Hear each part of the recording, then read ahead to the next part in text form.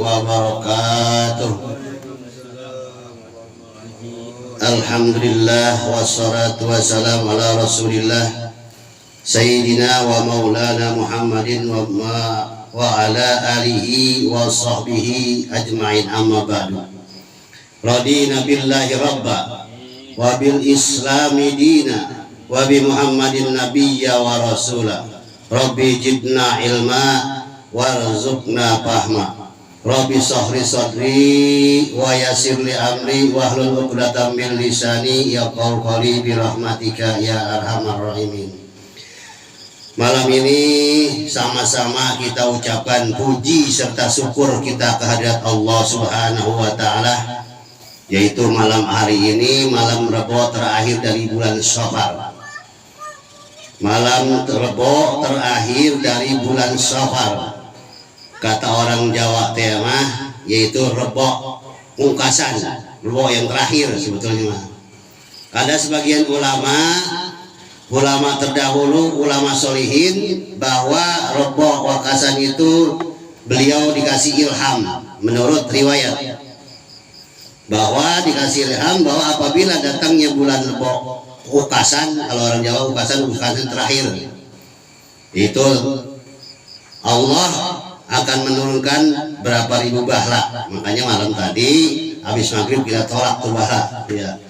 Insya Allah mudah-mudahan apa yang tadi kita bacakan juga tuh doa itu mudah-mudahan menolak bahla. Kita dijauhkan dari segala macam bencana, bahla penyakit, bahla ekonomi, bahla segala macam yang ada di dunia ini. Mudah-mudahan Allah menjauhkan dari diri kita serta keluarga kita dan anak istri kita, mudah-mudahan dijauhkan dari segala macam bahla. Walaupun memang Allah turunkan berapa ribu, ada yang mengatakan 320.000 bahla, ada mengatakan sebagai kaul macam-macam, tapi mudah-mudahan semua bahla yang diturunkan ke dunia ini, kita mohon kepada Allah pada malam hari ini dijauhkan dari segala macam musibah bencana bahla dunia dan bahla akhirat, amin ya rabbal alamin. Jamaah sekalian yang saya hormati dan yang dimuliakan oleh Allah Subhanahu wa taala, alhamdulillah malam ini semuanya dikuatkan hatinya, dikuatkan imannya, tidak ada yaitu rasa malas dan segan. Walaupun malam ini banyak sekali kita zikiran, kita berbacaan, pokoknya malam ini kita harus percaya bahwa semua bulan, semua hari, semuanya adalah baik. Jangan punya prasangka yang kurang baik. Katanya ada yang mengatakan apabila datang bulan Safar banyak sekali musibah dan bencana. Itu mah tergantung kita percayanya. Kalau kita enggak percaya mah, karena kata Rasulullah yang enggak baik itu di bulan Safar, di hari Rebo itu maksiat. Kita banyak maksiat, banyak berbuat dosa, berarti hari itu hari yang sial buat kita. Kenapa? Karena kita numpuk dosa di dunia ini. Kalau hari Rebo wakasan, bulan Safar, di bulan apapun, kalau kita berbuat baik terus, beribadah kepada Allah, dekat pada Allah, itu termasuk bulan yang sangat mulia buat diri kita. Begitu ya. Jadi kita jangan selalu percaya. Waalaikumsalam. Masuk silakan. Ya, begitu. Jadi ini sedikit tentang bulan Safar, bahwa ada yang memperingati, ada yang pikiran, ada yang selamatan. Bagus, semuanya juga bagus. Berdoa, yang tadi jangan pernah sholat awabin, jadi sholat awabin, sunat awabin. Dan kita jarang. Setahun kali ya kagak sholat awabin ya. Iya. Alhamdulillah. Dari kamu kelapa. Ya, jadi yang tadinya nggak pernah sholat sunat awabin jadi sholat awabin, dan nggak pernah sholat badiah isya jadi badiah isya badiah maghrib. Itu keutamaannya mah. Malam ini orang-orang pada zikir, orang pada kita maksiat, itu kita yang sial namanya. Saudara-saudara kita mau pada berangkat ke masjid, rerot pada sholat berjamaah, sholat maghrib ya kan, ada yang baca doa, ratib segala macam, bagus. Jangan diomong, jangan dikata-katain, jangan. Ya. Jangan, udah bagus, bagus semuanya bagus ya, gitu. Jadi kita nih sama-sama semuanya bagus, bagus. Kenapa? Yang tadi nggak ibadah jadi ibadah, yang nggak bagus mah kita aja nggak ibadah, gitu. Malah orang pada istighfar, orang pada sholat, kita kagak, gitu. Termasuk sial buat diri kita. Sial apa? Sial banyak. Cuman apa? Orang-orang lagi yang perebut dosa pahala itu lagi berbuat dosa itu. Semua hari, semua bulan, semuanya bagus kata Rasulullah. Yang nggak bagus mah kalau kitanya banyak maksiat. Orang-orang sholat kita nggak sholat, orang-orang zikir kita nggak zikir, orang-orang baca yasin kita nggak, itu yang sial mah ya. Jadi tergantung mengikapi diri kita. Jangan sampai ada gara-gara misalnya ada kucing lewat dipotong dari kanan, wah sial nih. Jangan, semuanya nggak ada. Wah ada wik-wik kayak ini, ada yang meninggal, jangan, itu menjadi musyrik. Gitu. Wah ada kupu nih datang ke rumah kita, ada tamu, jangan dah, udah semuanya baik, gitu. Jadi ini adat orang-orang dahulu masih kita pakai. Itu apa adatnya? Orang-orang dahulu itu ngambilnya kepada Buddha, agama Buddha tuh yang percayaan banyak banget. Ini percaya begini, gitu. Ada kucing kita rawat, kucing dipotong kucing. Akhirnya kita punya seujon, wah gue ngapa-ngapa, akhirnya jadi ngapa-ngapa, bener, akhirnya jadi percaya tuh dipotong kucing. Padahal kalau kita masa bodoh apa nggak ada apa-apa, itu gara-gara kita, gara-gara kita ya kan, lagi lewat di kucing, emang kucing mau nyebrang, itu mah emang kebenaran gitu, emang kebenaran kucing mau nyebrang ya. Astagfirullahaladzim, tadi saya dipotong kucing jalan kemarin, akhirnya saya ini nih, ya udah gitu. Makanya sekat di situ saya baca keterangan, sesuatu apapun jangan dibilang sia atau dibilang apes. Binatang, gara-gara binatang bilang apes, gara-gara merayap kucing jadi begini, oh akhirnya timbulnya jadi musyrik. Saya alhamdulillah selama ini merayap kucing ini berkah banget itu saya sekarang. Makanya merayap kucing nantinya biar berkah mah, sedekah sama kucing. Masya Allah, kucing mah dari zaman kita kuik-kuik udah ada ya. Dari zaman kita belum keluarga kucing udah ada ya, kuik-kuik gitu aja. Iya, coba pikirin. Sekarang orang lagi rame nih, lagi viral. Saya lihatin di jalanan, di mana lagi sedekah sama kucing. Di jalanan itu orang lagi bersedekah sama kucing. Kan kucing mah makannya apa hoy? Tikus dimakan, cecek dimakan, ada rasi basi dimakan. Ngapain kita utamain? Kalau bersedekah yang paling utama mah kepada fakir miskin, saudara kita yang benar-benar membutuhkan. Ini sekarang lagi viral di mana-mana saya lihat. Kemarin saya lihat di Bojongkore itu orang lagi makarin kucing di sini setiap hari. Utama katanya kalau sudah sama kucing kita biar tambah berkah. Sedekah yang utama mah sesama manusia, sesama kita nih. Sesama yang teman kita, saudara kita lagi dari pagi ada yang belum masak, dagang lemari, ada yang 2 hari belum nggak laku, ada yang ngider ini dagangan kuatan 2 hari nggak ngejual. Kuatan ngejual motor udah seminggu laku-laku, katanya belum masa-masa aja, dia udah bisa gitu bang, dagang motor juga begitu. Jadi kita liatin, oh si Anu nih katanya kayaknya nganggur nih. Udah, yang jadi jangan diutamain binatang mah, makannya cecek makan, tikus makan, nasi basi dimakan, tulang dimakan, ya kan? Ngapain sekarang pada viral saya liatin, karena ada itu tuh slogan di YouTube, wah merayap kucing akan mendapatkan ini. Akhirnya percaya pada itu, bukan kepada Allah. Jadi akhirnya hasilnya jadi musyrik, kita nggak percaya sama Allah, gitu dah. Ini malam ini saya buka tentang sedekah sunat, karena malam ini as-sodaqatu taqma'ul bala. Sedekah itu kata Nabi mencegah daripada bahla. Makanya sedekah di besok nih, yang punya duit 5.000 sedekah 5.000, yang 10.000 sedekah. Kenapa? Karena menurut keterangan dalam riwayat itu, riwayat para ulama terdahulu, ulama solihin, maka dia mendapat ilham datangnya rebok wakasan gitu. Wakasan ada rebok ungkasan kalau orang Jawa mah gitu. Di Allah menurunkan berapa ribu bahla. Makanya kita tolak dengan sodako. As-sodaqatu taqma'ul bala. Sodako itu mencegah daripada bahla. Ya udah, kepada manusia, kepada jariah, kepada sedekah masjid. Jangan bisa liatin nih, jangan teturutan ya, jangan teturutan. Orang-orang lagi pada sedekah kucing, besok wah lihat kucing dikumpulin, akhirnya kucing bawa tambah kucing terus mau teh kucing ya. Udah dah, yang jelas-jelas aja dah sedekah mah ya.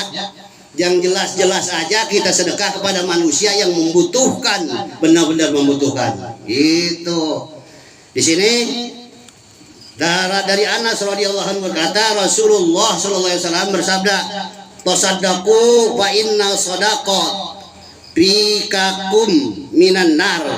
Kata Nabi, bersedekahlah kamu karena sedekah itu sebagian pelepas, sebagian pelepasmu atau penembusmu dari api neraka. Jadi walaupun sedikit, sedekah itu kepada manusia yang lebih afdol, sedekah kepada manusia yang membutuhkan. Dari sini bahwa dari riwayat Adi bin Hatim radhiyallahu anhu berkata, kata Nabi dalam sabdanya, ittaqun nar walau bisit tamratin fa in lam tajidu wa bikalamatin thayyibah. Kata Nabi, jagalah dirimu dari api neraka meskipun dengan sedekah separuh dari biji korma. Tuh, punya korma satu. Nih, di rumah nggak ada lagi korma-kormanya, kita belah dua. Jadi kata Nabi, walaupun dengan separuh biji korma, maka jika tidak dapat maka sepatah kata yang baik. Misalnya kita mau sedekah nggak ada, makanan nggak ada, duit nggak ada, ya udah bahasa yang baik. Itu buat siapa itu? Itu buat orang yang benar-benar nggak gablek, bahasa orang sini mah ya. Jangan orang kaya bahasa sedekahnya bahasa doang. Neng, mas kan neng, dari mana neng? Bahasanya mah bagus tapi buang duit pelit. Ada nggak gitu? Ada nggak? Orang bahasanya bagus tapi ama harta mah pelit. Bahasa bagus banget, nggak nyerap itu. Jadi nerapnya kata Nabi, kalau kita sedekah nggak ada makanan, nggak ada harta, maka dengan perkataan yang baik. Misalnya ada orang minta-minta nih, punya duit pas-pasan 10.000 10.000-nya. Kalau gua kasih ke ini ke orang minta-minta buat bocah jajan kagak ada, ya bahasa yang baik. Aduh, besok-besok datang lagi mana ya? Kalau lagi pas-pasan yang duit, jangan udah ini ngomel, jangan. Jadi bahasa yang baik. Jadi walaupun sedikit, sedekah yang ikhlas itu akan akan di sini menghalangi kita dari api neraka. Di sini dari Abu Hurairah radhiyallahu anhu berkata, kata Nabi dalam sabdanya, as-shadaqatu tamna'u maitatasyu. Sedekah itu dapat menolak mati dalam su'ul khotimah. Barang siapa yang sering bersedekah, kata Nabi, maka dia sedekah itu dapat menolak mati dalam su'ul khotimah. Mati dalam gimana emang? Orang mati su'ul khotimah itu paling jelek manusia yang mati dalam su'ul khotimah. Udah nggak ada lagi. Kalau mati su'ul khotimah, bagaimana? Mati su'ul khotimah itu habis subuh, nggak sholat subuh. Terus dia mati sebelum johor. Habis sholat johor, belum habis sholat asar udah mati. Sholat johornya kagak. Pas itu maghrib dia nggak sholat. Pas belum isya dia mati. Tuh kan? Belum dia nggak sholat isya. Dari isya sampai subuh dia belum sampai sholat subuh, dia meninggal matinya dalam keadaan su'ul khotimah, mati yang sangat jeleknya karena meninggalkan kewajiban yang diperintahkan oleh Allah, yaitu sholat. Begitu su'ul khotimah. Yang kedua, mati su'ul khotimah itu dari maksiat. Misalnya habis main ke mana tuh, Mejablay dah misalnya, main judi misalnya, diskotik, judi, mabok. Terus apa lagi? Pokoknya yang maksiat aja yang jelek-jelek. Terus dia mati. Itu mati dalam paling jeleknya manusia, mati dalam keadaan su'ul khotimah. Makanya di sini kata Nabi, orang yang sering sedekah menolak mati dalam su'ul khotimah. Makanya di sini, barang siapa yang ingin hidupnya diberkahi oleh Allah, rezekinya digampangkan, nggak susah wae gitu kan, nggak sulit wae, maka sering-seringlah bersedekah walaupun sedikit. Jangan ngarepin gede wae, minimal yaitu bahasa yang baik sama orang gitu.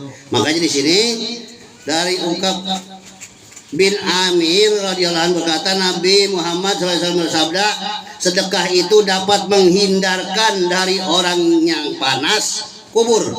Jadi orang yang sering bersedekah itu akan dihindarkan dari panas kubur, dan seorang pada hari kiamat hanya bernaung di bawah naungan sedekahnya. Seperti ini nih, ada yang bawain kopi, ada yang bawain air, ada yang bawain makanan. Ini akan nanti nih menjadi payung di dia kiamat nanti. Percaya nggak ya? Bahwa Rasulullah itu setiap jalan nggak pernah panasan nih mah, nggak pernah kepanasan dia di daungin Rasulullah mah sama awan. Coba kalau kita kayak tadi jalan, masya Allah rasa terbakar pada kita. Coba kalau jadi Rasulullah nggak panas. Makanya nanti itu nanti di padang mahsyar ada yang mengatakan ini matahari, ada yang sejengkal, ada yang segini. Ini pala, ini matahari.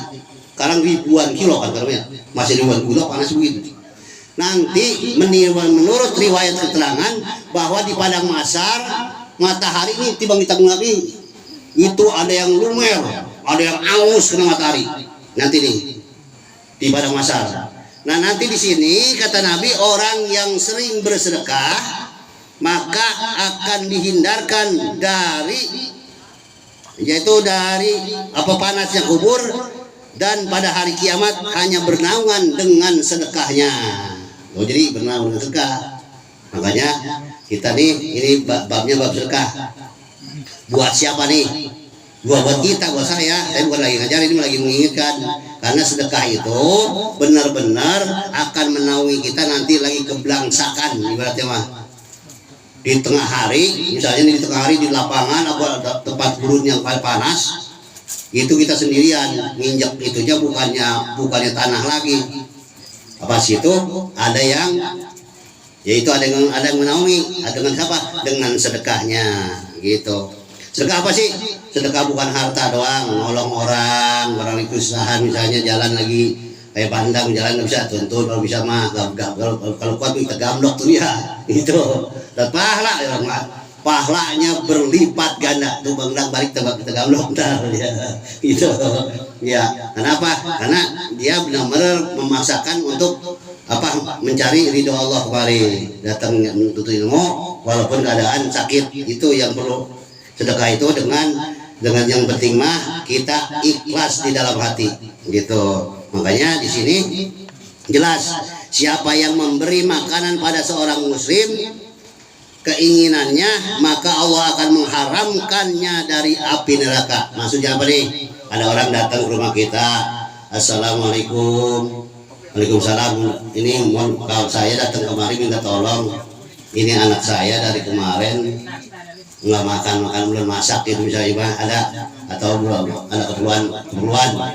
Maka di sini orang yang memberi makan pada orang yang lagi lapar, orang yang lagi lapar benar-benar lagi susah, maka di sini kata Nabi di sini, maka Allah akan mengharamkan dirinya dari api neraka.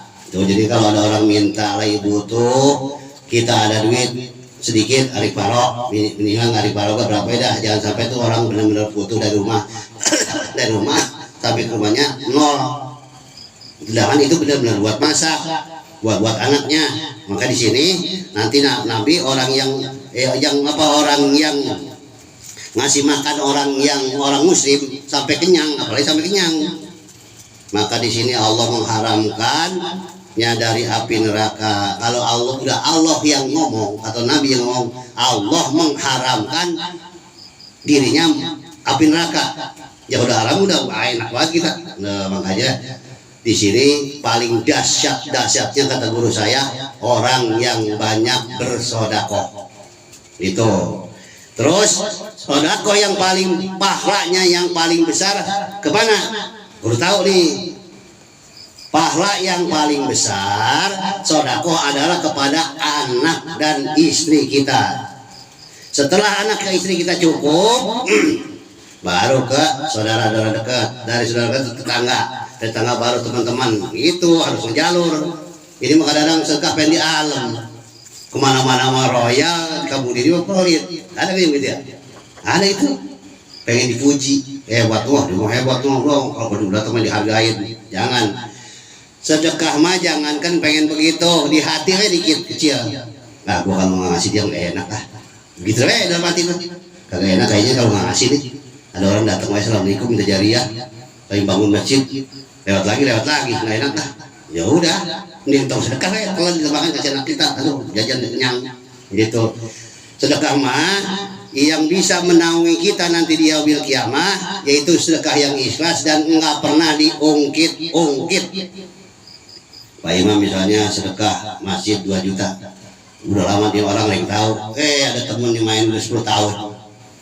Pak Imam, itu saya tadi sholat di situ, Pak Imam, masjidnya bagus banget. Ya tadi dulu saya gak pernah nyumbang itu 2 juta ke situ. Iya, atau Pak Imam, dulu pernah saya nyumbang 2 juta ke situ, Bro. Waktu lagi ada renovasi. Oh, akhirnya nggak tahu jadi tahu. Akhirnya itu pahala Pak Imam hilang. Kata Allah, woi malaikat turunkan lagi. Orang udah disimpan sama Allah di atas, udah rapi waktu dibungkus tuh buat nanti Pak Imam mati. Udah 10 tahun ada temennya main ngomong. Apa kata Allah? Malaikat turunkan lagi. Itu sedekah si imam. Udah hilangkan, hapus. Itu makanya sedekah yang sedikit itu yang menjadi berkah, banyak apalagi itu namanya sedekah yang ikhlas karena Allah Subhanahu wa taala. Di sini ada lagi nih. Kata Nabi dalam riwayat Ibnu Abbas radhiyallahu anhu berkata, kata Nabi, siapa yang memberi baju pada seorang muslim, nih dengerin nih, baju pada nggak udah ada yang tahu-tahu dilebari, pakai acan, kasihkan, maka ia di bawah lindungan Allah selama baju itu masih dipakai walaupun udah sobek. Misalnya Pak Diki ngasih saya, bungkus saya senang waktu baju, biar mereka ayo saya pakai. Baju yang masih dipakai kata Nabi, walaupun itu sudah sobek, maka akan melindungi Allah selama baju itu dipakai gitu. Jadi siapa yang memberi pakaian pada seorang muslim, maka ia di bawah lindungan Allah selama baju itu masih dipakai. Tuh, yang punya baju di rumah, ada yang udah setahun ngecolek-colek acan, udah keluarin. Nanti barang siapa, di situ dalam keterangan saya baca, barang siapa yang meninggal dunia meninggalkan pakaiannya yang di lemari udah ada setahun, udah ada yang 2 tahun nggak dipakai acan, ya, maka itu nanti akan dilaknat oleh Allah dengan pakaian itu. Pakaian itu melaknat kita nanti. Makanya kalau yang punya pakaian ini, yang romanya udah kita udah jelek bukan, tapi masih layak dipakai di lemari, udah bisa mempirin memang keluarin. Ya, yang rombanya udah bosan, di orang-orang masih pakai, di orang-orang masih. Coba dah, kemarin saya dikasih Pak Imam, ya saya pakai kondangan segala macam, ngelayat juga saya pakai juga, ya layak dipakai terus karena seneng gitu. Makanya ente baik kalau punya baju besok liatin. Pokoknya itu liatin, itu mah jadi mubazir itu mah, ya. Orang-orang yang masih buat di kita udah nggak layak, di lima orang lain masih layak kepake. Jangan sampai pas meninggal dunia baru dikasihkan, nggak mau orang pakaian siapa ini? Ini dari almarhum Dopai, nggak mau orang. Ya kalau mau ngasih pakaian mumpung kita masih hidup, ya. Dia mau pakaian masih kunci. Iya. Ya, tapi kalau pakaian, kalau kita udah meninggal baru kasihkan. Nih, siapa mau pakaian enggak? Dari siapa nih? Dari almarhum Bapak Indra. Wah, bukan orang, bukan aku tak. Gitu, tapi ngasih mah mumpung kita masih hidup. Sebab kalau kita masih hidup masih ada namanya kita. Kalau udah mati mah almarhum. Ya, sekarang ini masih ada namanya. Nama Mista, nanti almarhum. Ya. Sekarang masih bisa disebut namanya, ada namanya. Pas besok pagi-pagi meninggal, mayatnya taruh di mana, kuburnya di mana, nggak pernah namanya disebut. Sekarang ini kita masih ada namanya, Pak Imam, Pak Mamat, Pak Akad, semua pada namanya. Besok pagi mati, nanya, mayatnya kuburnya di mana? Apa ngomong disebut namanya enggak? Innalillahi wa inna ilaihi rajiun. Bapak Imam telah meninggal dunia misalnya. Jangan tahu tiga mah, supaya ini nggak mati, nggak mah. Ya, kemarin masih ngaji di malam. Aku tuh tahu saya sakit perut doang katanya mah, langsung mati, gitu kan? Takut nggak? Takut sama dia? Makanya takut sama mati. Jadi kita jadi takut sama mati itu, takut bermaksiat, rajin sedekah, jadi bager. Di malam masih ngaji kita sih dah. Karena udah ilah itu di Pak Yopi nyiarin gitu kan. Di pertuang tuh takut kan? Takut mati semua ya. Mudahan terakhir akhirnya yang disebut siapa? Kita nyelawat tuh pas pada nanya ini mayatnya ngubur di mana mayatnya? Tuh nggak pernah namanya mah. Ya gitu. Makanya kita nih kata Nabi paling sedikit-dikitnya setiap hari kita itu Rasulullah mengingat mati minimal 70 atau 100 kali tiap hari ingetin lagi pegawai ingat mati bentar dikitnya jangan lama kalau lagi ngencengin bawah dikit mati mah doa pendah gitu jangan bentaran aja bentaran. Kalau orang yang ingat mati itu pasti dia takut sama Allah, takut sama siksa kubur, takut sama neraka, berarti dia ibadah, sholat, segala macam sedekah, nggak pernah sholat, tadinya nggak sholat jadi sholat. Kenapa? Takut siksa Allah dalam kubur, takut siksa Allah dalam neraka. Orang yang nggak ibadah, orang yang nggak mau mengerjakan perintah Allah, sholat terutama, berarti dia nantangin Allah. Kata Allah, ini orang yang paling sombongnya manusia, orang yang tidak mau mengerjakan ingkar terhadap perintahku. Udah itu doang udah. Iya, orang yang ingkar itu orang yang nantangin Allah. Lu makan dari gua tiap hari, mata lu bisa merem, bisa tidur, bisa jalan, semua jadi Allah. Kenapa sekarang kamu nginjek di bumi ini, kamu nantang ingkar dengan perintahku? Nyak kau dari sini. Oh, saya sewot-sewot ya Allah, ya kan begitu. Udah gua kasih makan rezeki, bisa tidur, bisa berak, bisa buang air segala macem. Sekarang udah nginjek bumi tiap hari. Sekarang sholat kagak. Berangkat kamu dari sini, kata Allah. Ntar lo pas nanti masuk dalam perut dalam kubur coba kok gitu gregetan banget dia. Coba ente juga punya anak dari kecil disayang, lahirnya disesar, periksa tiap bulan 100.000, udah lahir disesar, minumnya susu, udah gede ngelawan, kesel nggak? Udah gede ngeluhin bapaknya, bapak yang kurang ajar ngeluh, coba kesel nggak kita? Begitu kita punya anak dari kecil, dari umur sebulan periksa, 2 bulan periksa, kemudian udah berapa suruh hitung hitung kalau punya anak pakai catatan ya coba. Makanya sama orang tua ini harus taat. Karena apa? Kalau orang tua nih kalau dihitung dari catatan berapa duit itu, lahirnya sesar, belum kalau mahir sama dukun, bayar sama dukun macam 7 bulan segala macam. Nah, anak paling tua mah udah duit, sekolahnya udah banyak duit, udah gede ngebangkang ngelawan sama orang tua, pelit lagi sama orang tua. Itu yang kurang berkah. Makanya berkahilah diri kita ini dengan istiqomah kepada orang tua gitu. Ingetin kita jadi orang tua kan, semua jadi orang tua ya, ngerasain ngelawatin anak-anaknya. Iya anak yang ngeselkan banget ya. Iya ada yang megalkan banget tuh anak, masya Allah. Apalagi anak paling tua sakitan mulu. Tuh anak saya dulu ini bini dia sakitan mulu, tak koreng tadi ada wae panas. Iya, makanya ya kapan lagi hidup kita tambah berkah. Makanya di sini sedekah itu bukan kepada siapa, sedekah harus tahu. Kepada orang lain royal, kepada semua royal, kepada keluarga pelit, jangan. Royal lah kepada orang yang benar-benar telah memberikan jasa kepada kamu. Siapa? Orang tua, laki, kakak, anak, istri. Itu harus. Jangan sedekah aclok-aclokan ke orang lain bager, kemana-mana bager, ke keluarga pelit. Ya udah, nggak termasuk. Itu termasuknya riya namanya. Pengen di alam, kata orang sini pengen di alam ya. Pengen di alam orang sini namanya, gitu di alam. Ya makanya hati-hati dah. Ya bahwa sedekah itu yang punya pakaian besok nih, ya pokoknya ingetin. Kalau punya pakaian yang masih layak pakai, keluarkan. Bawa sini, saya ngasih dah. Sini, jangan pakai lap wae, dipakai lap mulu dia mah. Jangan, sayang orang-orang masih liatin noh ke gunung-gunung ya. Nggak di sini sedikit lagi. Berapa banyak dari bidadari yang bola matanya tidak lain dari Sri Kandi, melainkan segenggam gandum atau seperti itu dari kurma. Makanya orang yang sedekah itu nanti, yang sering sedekah, nanti yang nyambut itu bidadari yang matanya cantik, bibirnya lentik, ya nggak ada dah ya orang yang sedekah.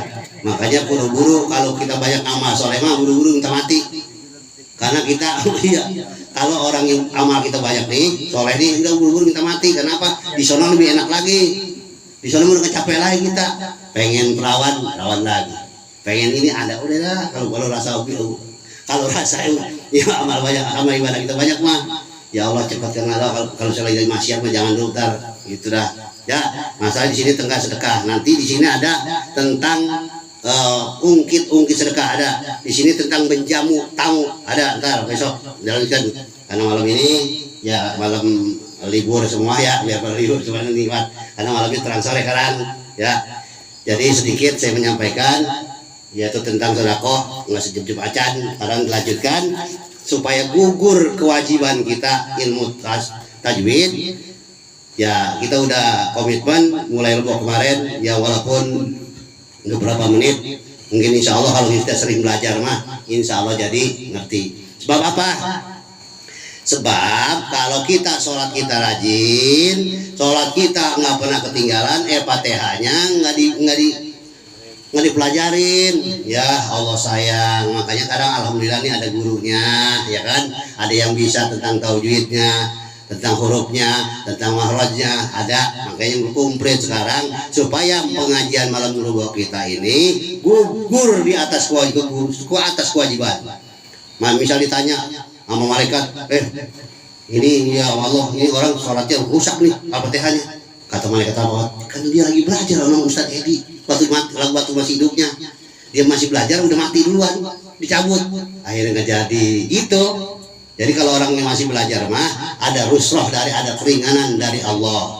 Jadi orang yang nggak belajar itu, orang yang rugi itu siapa? Orang yang sholat hanya rajin, tapi belajar Fatihahnya kagak, belajar ngajinya dengan kagak. Itu kata Kiai Baron nih, guru saya, itu termasuk orang yang paling ruginya. Ya, sekarang dari saya cukup sekian.